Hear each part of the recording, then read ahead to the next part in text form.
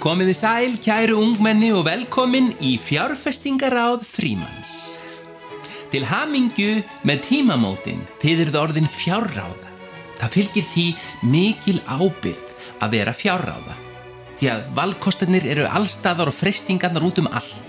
Það væri auðvitað dæmigert af óhörnuðu ungu fólki að velja einhverjar óskynnsamar leiðir eins og til dæmis tölvuspil, sælgæti, skamminnar skemmtanir eða eitthvað því líkt. En ég ætla aftur á móti að benda ykkur á nokkra skynnsama kosti. Til dæmis að byrja að safna enskum eðal mygluostum eða fjárfesta í námi eða fjárfesta í ljóðlist. Valið er ykkar.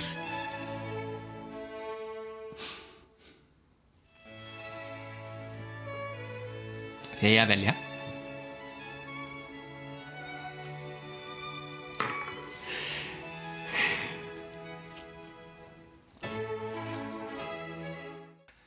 Fjárfesting í námi, vel valið. Það er einhver besta fjárfesting sem maður getur ráðist í. Því maður getur mist peningana sína en maður getur ekki mist vitið. Já, þetta er reyndar ekki alveg rétt því að ég þekki allavega einn mann sem að misti vitið. Því miður, en við ætlum ekki að fjalla hann hér. Ég ætla að gefa ykkur 2 valkosti. Annars vegar ódýrari leið, þar að segja í bréfaskóla að læra Esperanto. Alþjóðatungumálið Esperanto. Hins vegar dýrari leið, það er að fara í læknisfræðinám í gegnum bréfaskóla. Hvort á ég að velja?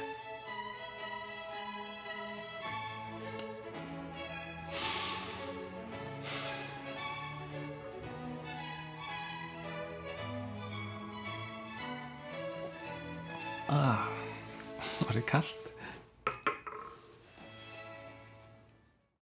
Já, þó þú hafir valið ódýrari kosti núna þá aldrei þessu vant ég nú bara nokkuð spenntur fyrir ódýrari kostinum því í þessu tilviki það að læra hið frábærlega alþjóðlega tungumál Esperanto. Það meira sér hljómar vel nafnið á því.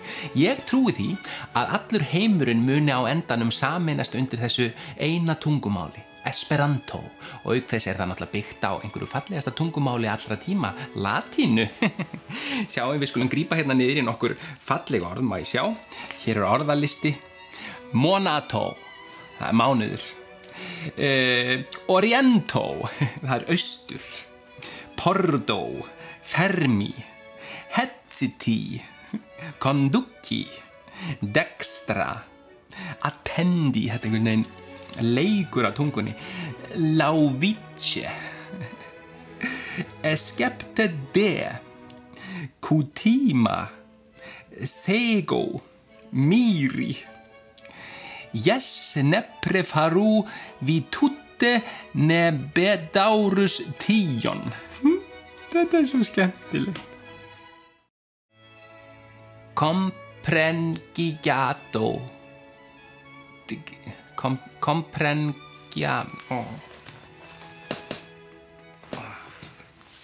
Vissu þið það að Esperanto það þýðir hjálpsemi.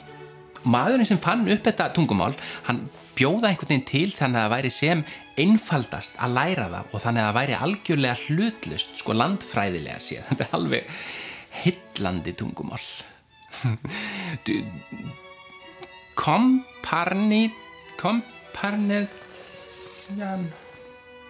Kíal.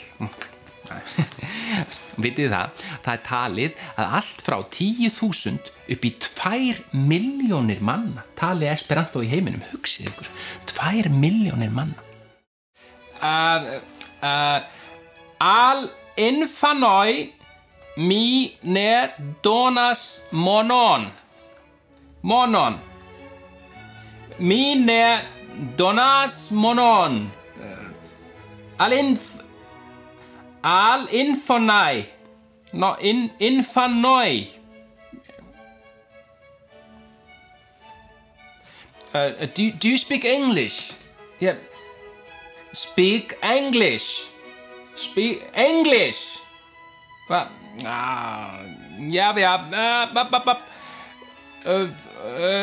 Sorry. Al infanai mine.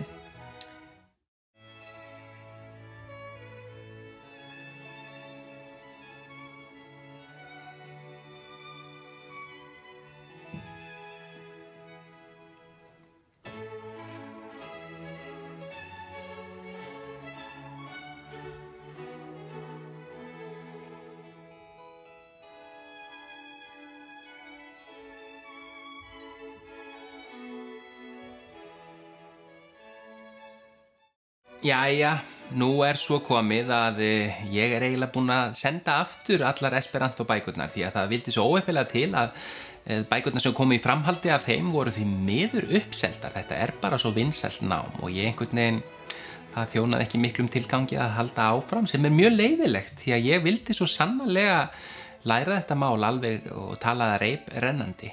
En svona þetta, þannig fórum sjóferð þá, you win some and you lose some, þó ég þetta kannski tapaði ekki þessu. En þetta nú kannski ágætt bara, það hvað sem mikið að gera hjá mér á næstunni, það mörg járn í eldinum, útlendingar og leiðinni hingað sem ég þarf að sinna.